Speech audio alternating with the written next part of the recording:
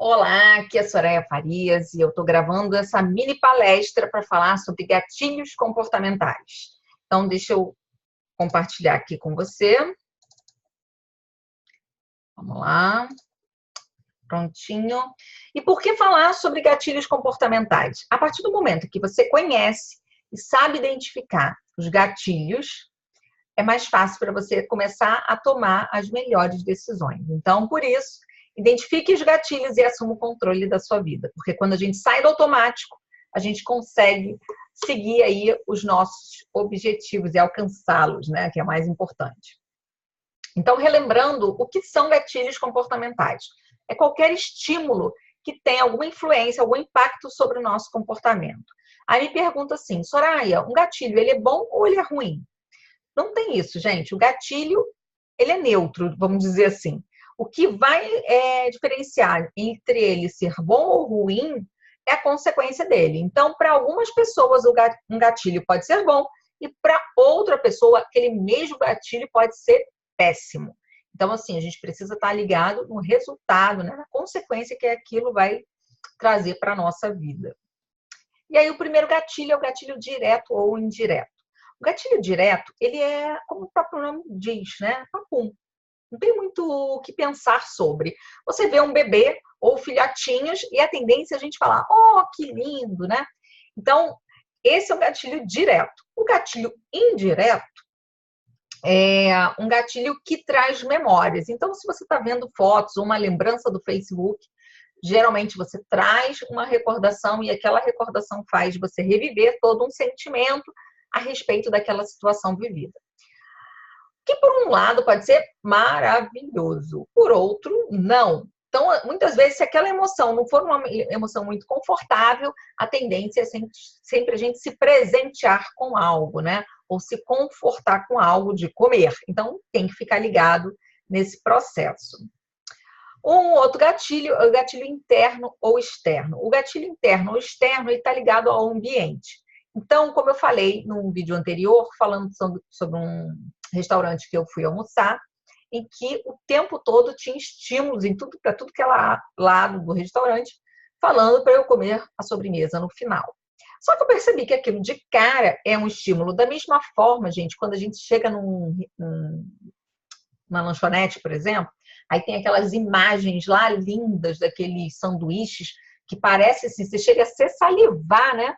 Quando você vê aquela imagem, e aí quando você pede, o sanduíche é esmirradinho, sem graça, e quando você come, podia ter deixado esse sanduíche para lá. E isso acontece o tempo todo, né? Então, a mesma coisa com o cheiro. A gente está ligado ali nos 5 sentidos. Às vezes você está num lugar que, nossa, o cheiro é maravilhoso. Aí quando você vai comer, nossa, o cheiro estava muito melhor do que realmente o sabor do alimento. Então, a gente precisa estar atento a isso, porque tudo isso são gatilhos externos. E o interno é a questão dos 5 sentidos, claro, e também o fluxo de pensamentos que a gente tem. Então, você tá lá pensando, poxa, gosto que eu vou comer a sobremesa. Mas realmente eu preciso comer sobremesa? O meu objetivo é emagrecer? Então, se eu já comi sobremesa ontem, será que eu devo comer sobremesa hoje? Tá, mas por que eu tenho que fazer isso? Será que eu realmente quero? Isso vai contra ou a favor do meu objetivo. Então, você precisa ficar com esse diálogo sempre de forma positiva, que seja congruente com o teu objetivo. Então, é isso. Gatilho consciente ou inconsciente? Consciente está ligado ao que está na consciência, né? O que é conhecido. Então, a gente sabe que quando o ferro está quente, se você colocar a mão nele, vai queimar. Se tem uma tomada, um fio desencapado, se colocar o dedo, você vai tomar um choque. Então, isso é consciente nosso. O inconsciente aí, vamos supor, tem uma pesquisa que fala que o clima interfere nas nossas emoções.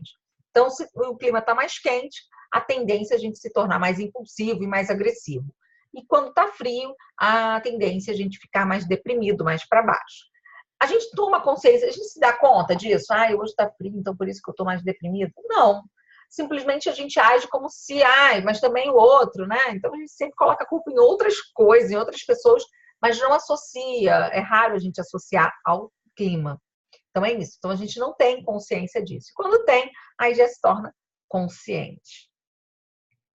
Tem o gatilho inesperado ou antecipado.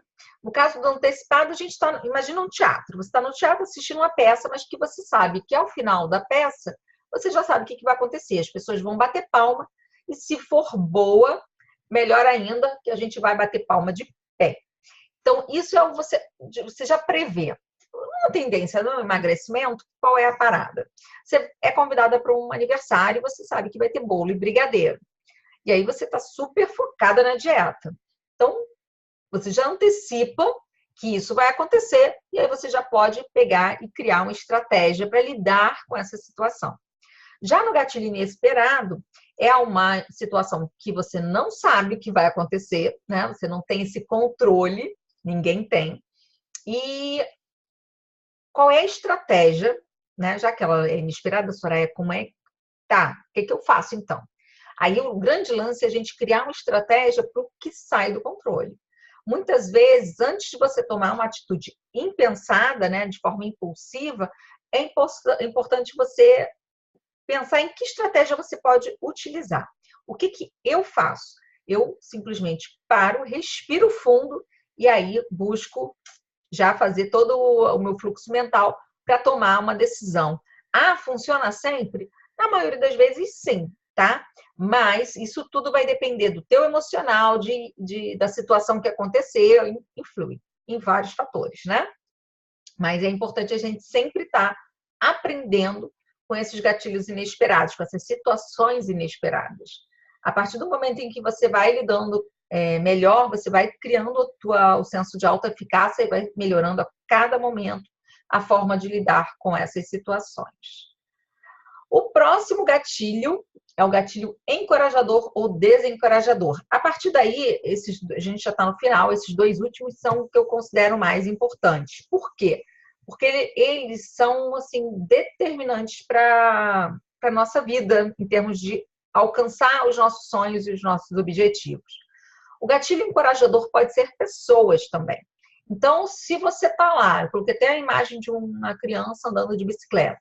Se essa mãe chega e fala, isso aí, você vai conseguir, ele está assim, tá sempre assim, tomando coragem para seguir em frente, né? E, no caso, se a mãe fala, você vai cair, é muito perigoso, a tendência é que a criança acabe desistindo de andar de bicicleta. Concorda comigo? E aí, como é que isso funciona com relação ao emagrecimento?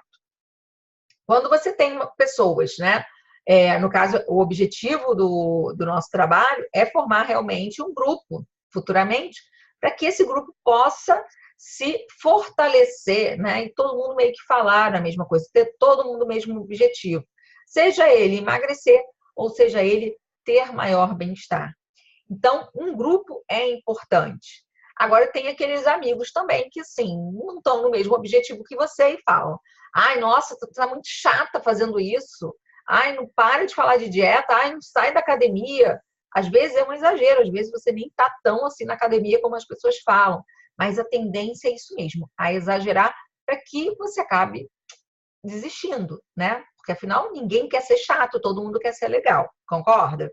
Então é isso aí. Então a gente tem que ficar atento qual é o nosso objetivo, qual é o nosso porquê. Por que você quer emagrecer? Por que você está buscando alcançar maior bem-estar? Então, pensa nisso aí, tá?